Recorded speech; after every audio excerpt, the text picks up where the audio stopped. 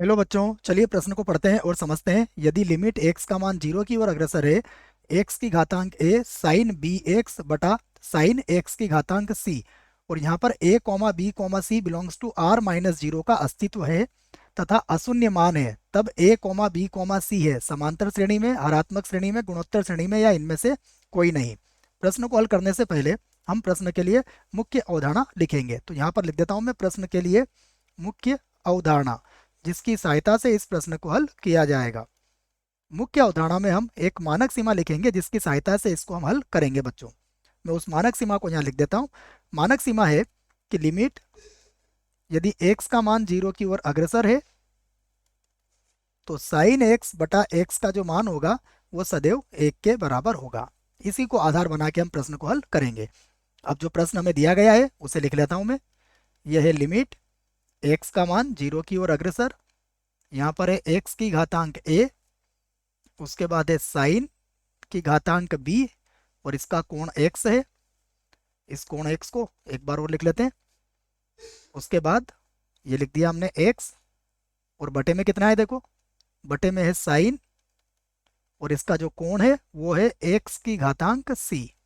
ठीक है, अब हम इसको एक बार और लिख लेते हैं। देखो, अगर अभी आप देखोगे ध्यान से तो ये क्या बन जाएगा, आपका 0/0 रूप बन जाएगा। तो यहाँ पर हम इसका अनिवार्य रूप समाप्त करने के लिए इसको कुछ इस प्रकार से लिखेंगे। लिमिट x का मान 0 की ओर अग्रसर, x की घातांक a को तो वैसे ही रहने देते हैं, गुणा में देखेगा साइन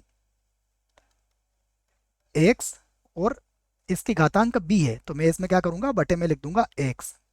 तो पूरे की घातांक क्या बन जाएगी, ये b।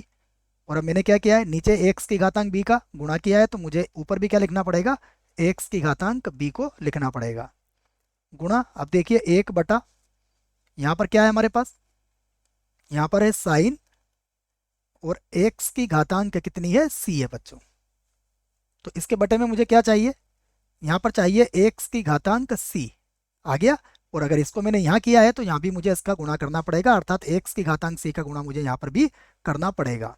इन सभी को मैं एक कोष्टक में लिख देता हूँ जिससे कि सारी बातें समझ में आ जाए आपको। अब आप समझिएगा कि यहाँ पर यदि x का मान 0 की ओर अग्रसर है, यदि हम इस बात को माने कि x का मान 0 की ओर अग्रसर है, तो आप ये भी कह सकते हो कि x की घातांक c का मान भी किसकी ओर अग्रसर होगा, 0 की ओर अग्रसर होगा, क्योंकि ये स्पष्ट रूप से कहा गया है कि जो c है वो कभी भी 0 नहीं हो सकता है, और जब 0 नहीं होगा तो फिर x की घातांक c का मान 0 की ओर अग्रसर ही होगा। ठीक है, तो अब हम इस स्थिति में मानक सीमा का प्रयोग कर सकते हैं। अब मैं यहाँ बराबर लगा के लिख देता हूँ। ये हो गया लिमिट x का मान 0 की ओर अग्रसर। अब हमें क्या क्या मिला है देखो, यहाँ पर हमारे पास है x की घातांक a, गुणा में है x की घातांक b, और बटे में है x की घातांक c। ये मिल गया हमें।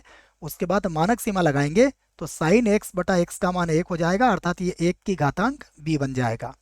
और यहाँ पर अगर देखें तो 1 बटा, यहाँ भी मानक सीमा की सहायता से ये 1 के बराबर हो जाएगा।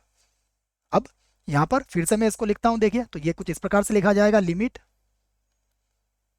x का मान 0 की ओर अग्रसर, और ये बन जाएगा x की घातांक a प्लस का b और माइनस का c। अब यदि अभी अभी हमने x का मान 0 रखा तो फिर ये क्या होगा बच्चों, 0 की घातांक a प्लस बी माइनस सी, ये अनिवार्य रूप आ भी सकता है और नहीं भी आ सकता है। हम ये चाहते हैं कि अगर मान लीजिए a प्लस बी प्लस सी का मान 0 के बराबर नहीं भी हुआ, समझिएगा बात को, कि मान लीजिए a प्लस बी माइनस सी का मान 0 के बराबर नहीं हुआ, उस स्थिति में x का मान 0 रखने पर हमारा उत्तर 0 आएगा। परंतु प्रश्न ने इस बात के लिए भी मना कर रखा है कि आपका आंसर 0 नहीं आना चाहिए। तो अब हम क्या करेंगे, यह तभी संभव होगा जब x यहाँ से हटेगा, और x कब हटेगा, जब a प्लस बी प्लस सी का मान क्या होगा, 0 के बराबर हो जाएगा। यदि 0 के बराबर होगा तो x की घातांक 0 क्या होगा, 1 बन जाएगा। तो हम यह इसी बात को कहेंगे कि सीमा का अस्तित्व होगा। हम इसको यहाँ पर लिख देते हैं कि सीमा का सीमा का अशून्य अशून्य अस्तित्व अस्तित्व होगा होगा यदि यदि ए प्लस बी माइनस सी किसके बराबर हो, जीरो के बराबर हो। यदि ये जीरो के बराबर हुए तो एक्स की घातांक जीरो का मान क्या होगा, एक, और सीमा का मान कितना आ जाएगा बच्चों, एक आ जाएगा। हालांकि सीमा का मान हमसे नहीं पूछा गया है, लेकिन यही स्थिति हमें यहाँ पर समझना पड़ेगी। दोनों बातों पर हमने समझ लिया है कि यदि आप ए प्लस बी प्लस सी माइनस सी का मान जीरो के बराबर नहीं होता तो इस सीमा का मान क्या होता, जीरो हो जाता। लेकिन प्रश्न ने हमें मना कर रखा है, इसलिए हमारे पास क्या आया, ए प्लस बी माइनस सी बराबर जीरो। इसका अर्थ है कि न तो यह स्थिति एपी में बनती है, मतलब यह न तो यह स्थिति समांतर श्रेणी में बनेगी, और न यह स्थिति गुणोत्तर श्रेणी में बनेगी, और न यह स्थिति बच्चों, अगली हम देख लेते हैं क्या दिया हुआ है। तो समांतर श्रेणी में भी ये स्थिति नहीं बनती है, क्योंकि समांतर श्रेणी के लिए स्थिति क्या बनती है, इसके लिए बनती है कि अगर ए बी सी समांतर श्रेणी में होते हैं तो ए प्लस सी किसके बराबर होता है, दो बी के बराबर होता है।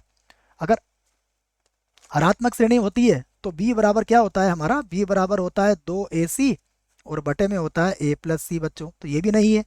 गुणोत्तर श्रेणी में क्या होता है, बी का वर्ग किसके बराबर होता है, ए सी के बराबर होता है। तो तीनों में से कोई भी स्थिति नहीं बनी है, अर्थात ए बी सी तीनों ही विकल्प हमारे गलत होंगे। तो विकल्प डी इस प्रश्न के लिए सही विकल्प होगा। आशा करता हूं आपको इस प्रश्न का उत्तर समझ में आया होगा। धन्यवाद।